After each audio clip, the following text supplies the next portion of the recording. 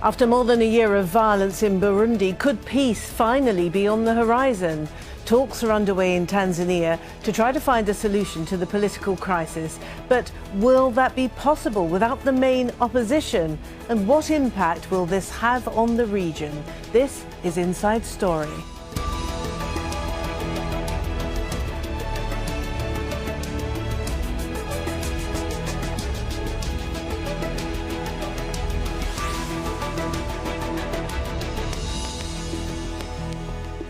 Hello and welcome to the programme. I'm Martine. Now, Burundian leaders have successfully negotiated national crises in Arusha, Tanzania, twice since 2000. Now they're back there again, hoping to resolve this latest phase of instability.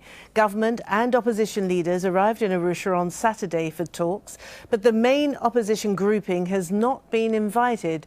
And that could mean the peace negotiations fail even before they begin. Meanwhile, the fighting on the ground is continuing. Rights groups say targeted assassinations, torture and disappearances have become commonplace. Hundreds of people have been killed and 250,000 have fled from the country since April of last year. That's when President Pierre Nkurunziza decided to run for a controversial third term, sparking opposition protests and a wave of violence. After a year of turmoil, can Burundian leaders find a solution? And how does the crisis affect Burundi's neighbours? Al Jazeera's Catherine Soy has more from the capital, Bujumbura. People here in Burundi are hoping that the talks in Arusha will succeed. They know it's going to be a long and difficult process, but they want the leaders there to commit themselves to keeping the peace. The security situation, particularly in Burundi, is still very uncertain. People we talk to in neighborhoods perceived to be opposition strongholds say that police have been rounding up many young people, some of whom end up disappearing without a trace. Top government officials and security forces are also being targeted by unknown groups. Now, the government blames some opposition parties and Burundians in exile for arming people. Rights groups, the United Nations and other international partners have said that what's happening in Burundi is stoking ethnic tensions. That's why the talks in Arusha are so important. But many people are talking about this opposition parties under the Synored umbrella, a platform of mainly political parties in exile, but several of them in Burundi as well. They wanted to be invited as a bloc. They weren't. Several individual parties within the umbrella were invited, but a few are in Arusha, a majority didn't go. Some Burundians you talk to will say that this is the real opposition and should not be excluded in the talks. But government officials we talk to say that Synored is not a registered entity in Burundi, and some individuals in that platform participated in the failed coup last year and are still trying to destabilize the country now. Catherine Soy in Burundi for the Inside Story.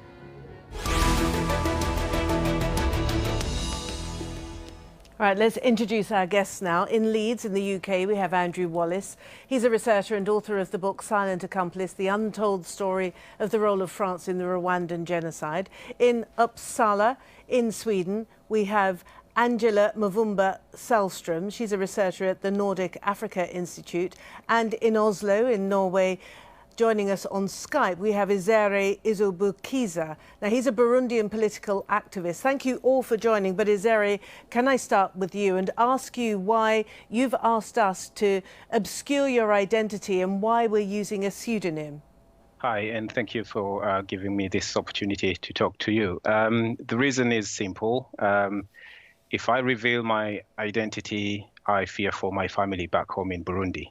You would remember the president, the de facto president, has tweeted on his official Twitter a few months ago that even those who are outside the country, they shouldn't think they are secure because they have their families in Burundi, in a way of threatening us to do anything in fear that our families might be at risk. So that's why I'm staying anonymous. So from what you know from back home, from your friends and family, what is the situation on the ground? What is life like for ordinary Burundians? I would say fear. Fear is what you hear when you talk, when you call someone there's no hope for tomorrow. No one knows who will be the next target. I know many people who are under hiding. I know many people who've lost, myself have lost friends that we know. People are abducted every single day from those areas that are so-called protesters' strongholds. People are abducted. You need to be a youth. You need to be known to have protested against the third term of the current president, and then you'll be the target for the militia, for the youth militia, for the police.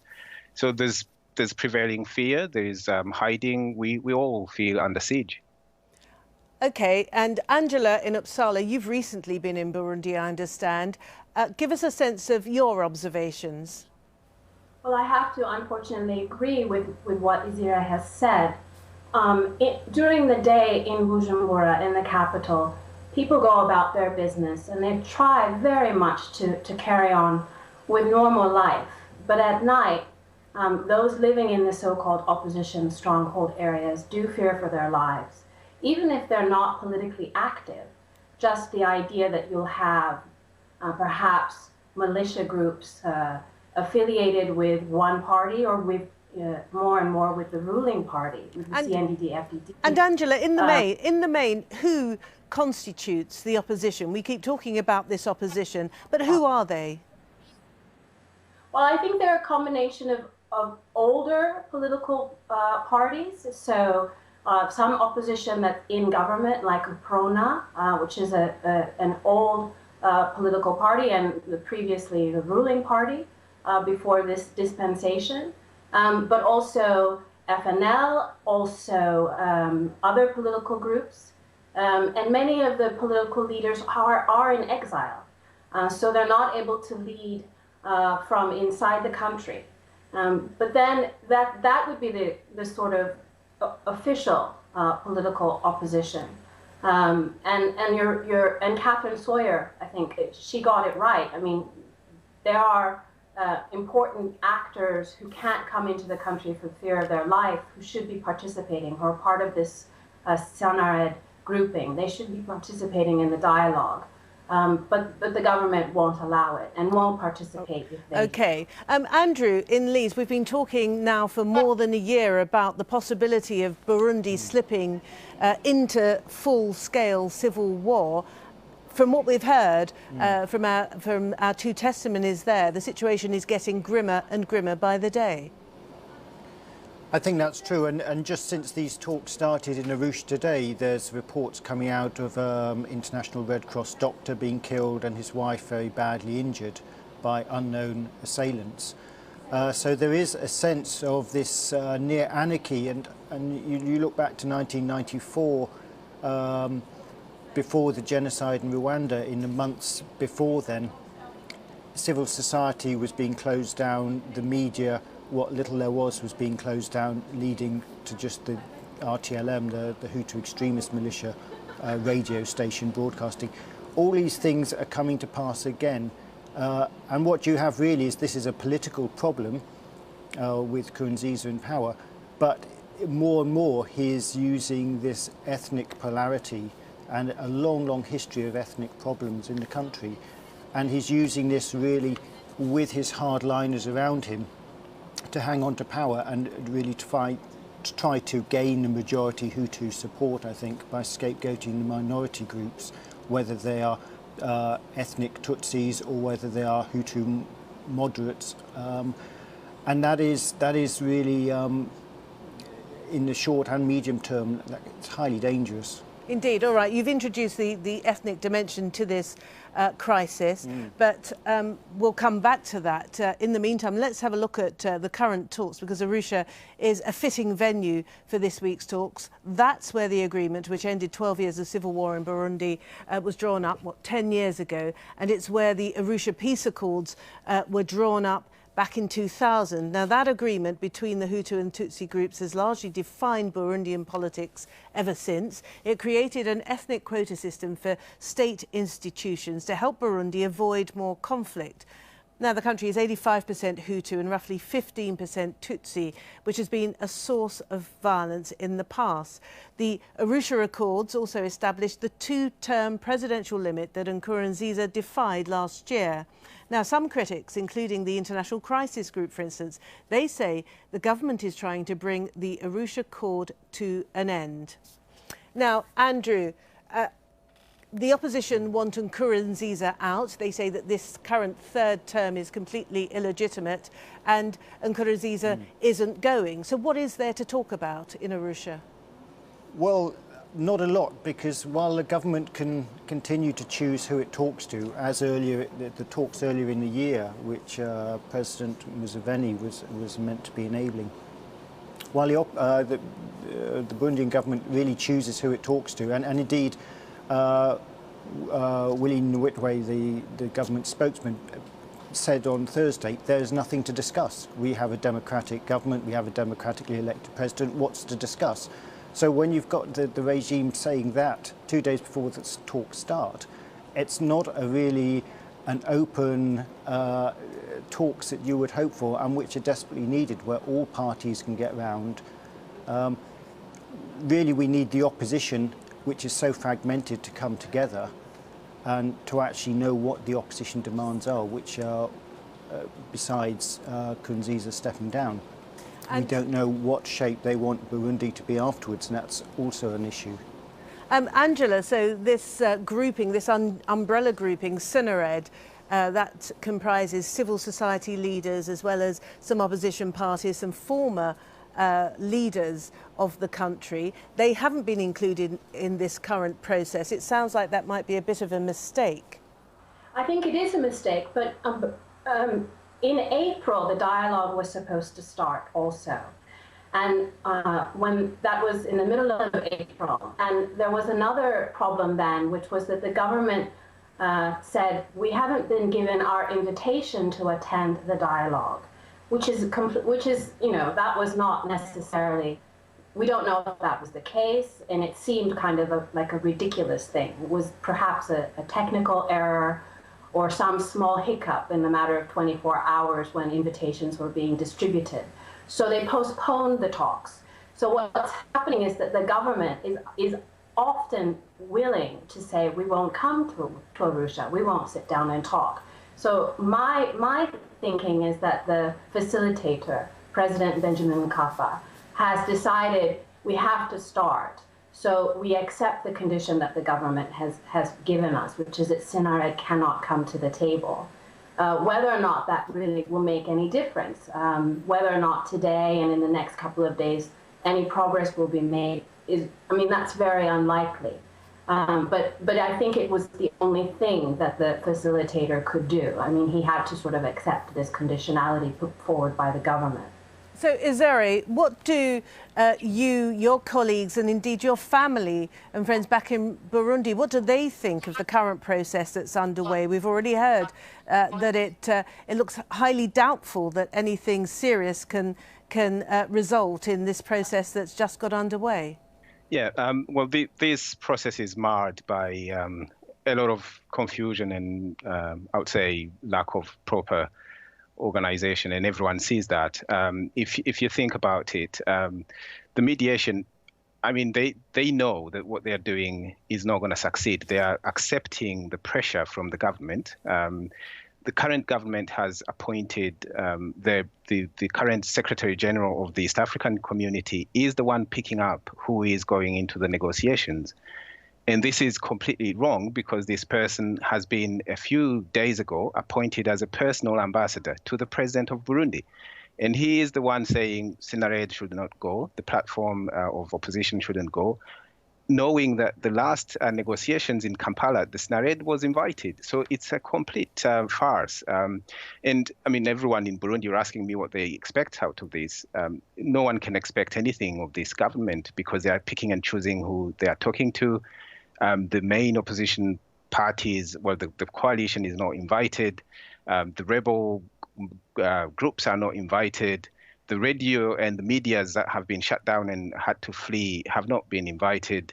the main key civil society people who called, when you were asking, sorry to go back to that, when you were asking about who is the opposition, we have to remember that the protests that started were not necessarily called by the opposition parties per se. This was a citizen movement, the HALT or Troisième Mandat, which is Stop the Third Term movement that galvanized all the youth in the country to come against this third term. They have not been invited.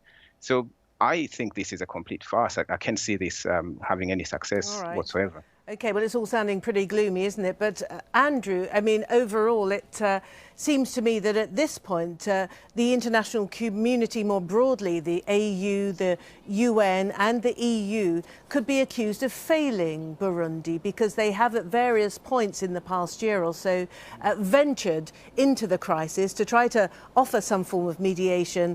They've come up with some sanctions. They've offered to put in peacekeeping troops, but actually nothing much has happened.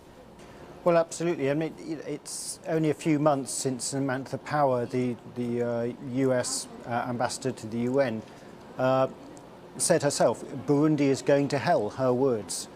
And she described the UN response as pretty pathetic. And I think nothing has really changed. That was in December after the massacres had taken place. And what's changed 4 months on? Really nothing. You know, there is still no dialogue, as she said. There is still no UN presence. And there seems to be no contingency planning. What seems to be the case is the international actors, whether it's the UN, or the regional actors, the AU, the EAC, they don't seem to have any particular idea of how to put pressure on the Burundian government, apart from a few targeted sanctions, that will actually push the Burundian government into reopening the media, reopening civil society, starting proper talks with the opposition, even those they don't like, and to cease this ethnicization of this political problem, which is bringing in regional actors like Rwanda and even the DRC into this quagmire. You know, we have had no progress in several months now. And, you know, going to hell, whether it's in the short term or the medium term, will continue unless the international community get to grips with this. And Angela, so Andrew's already pointed to the real underlying fault line of the conflict, which everybody fears is going to rise to the surface, that of the ethnic division between Hutus and Tutsis. This is a country that is still in a post-conflict mode, isn't it? And of course you've got neighbouring Rwanda, what, 22 years after the genocide? How fragile is this region? I think it's much more fragile than we can't really, it's much more fragile than I thought. A year ago, when I would meet with Burundians in Burundi, they would emphatically state that this was not there was no ethnic dimension. This was about the third term and democracy and adhering to democratic principles. And I still think that by and large, ethnicity hasn't really come into play. I think the average Burundian doesn't really want to play upon ethnicity in order to gain an advantage, for example, from his or her neighbor. But ethnicity is being instrumentalized, and so as someone has said, you know, the polarization both within the ruling party, amongst hardliners against the more moderates, has created ethnic polarization inside the party. It's all inside the government, and also I think that a lot of young Tutsi are living in these opposition strongholds, and so they're facing the brunt of the repression from the government. So there is another sort of de facto ethnic dimension in that regard, and as things continue, things will become much more sort of intensified and polarized. Okay. All right. I'd like to just say that I'm convinced that the international community has very limited tools to solve the problem right now. I think that there are very few tools that the region can bring to bear on this situation. I think that there needs to be a lot more mini dialogues, so dialogues with different parts of the opposition and with the government. Okay, Izere, in Oslo, we've concentrated on a lot of the allegations against the government-aligned forces in Burundi. But what about the opposition? The opposition also stands accused of carrying out violent acts pretty randomly as well. Do you think the opposition has the appetite to put a pause to its violent acts in order to give dialogue a chance? I believe so. Of course, in every movement, you'll have some hardliners or extremists who are going the wrong way. But all the known opposition, even the armed opposition groups, have always said, we want talks, we want to negotiate, we want to discuss with this government. I haven't seen that in many places. So there is a willing to negotiate, and I do believe if the government came clean, they will have a partner to negotiate with. The one thing that I think, although I agree with most of Angela said, the saying that there is very few tools right now, I don't completely agree. But because you will see that it's a question of perception. Everyone says if there were 1,000 people dying a day, the UN will descend in, or someone will send forces. It's a question of perception because the government has known that they're killing a few people and hiding others. So 5 a day or 10 a day rather than 100 or 1,000. So why would it be possible if there is 1,000 dying, the intervention would be possible? So there are tools. It's a question of realizing how terrible the situation is for people to intervene. Okay, Andrew, so Izere suggesting that it's because the numbers aren't high enough that the crisis in Burundi hasn't engaged the international community sufficiently. Is sending in peacekeeping troops, is that the answer? Would that be one of the answers that could possibly ameliorate the situation? Well, we've had the UN and indeed the AU just a couple of days ago saying that some sort of international police force should be going in there, which Burundian government is saying, well, they'll accept, maybe the smallest number, maybe 50 or so, which clearly is so totally inadequate as to be useless, which is possibly why they would agree to it. You do need to have an observation force on the ground seeing what's going on, which will make a big difference, I believe. You can have an international police force on the ground.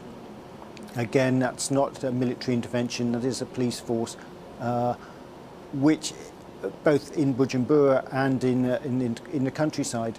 But you're talking hundreds, if not thousands here, which would be needed to make a difference, and under a mandate, which was never the case in Rwanda in '94, which will allow them to intervene, I believe. I don't think just some sort of observational body, police body, is going to be enough.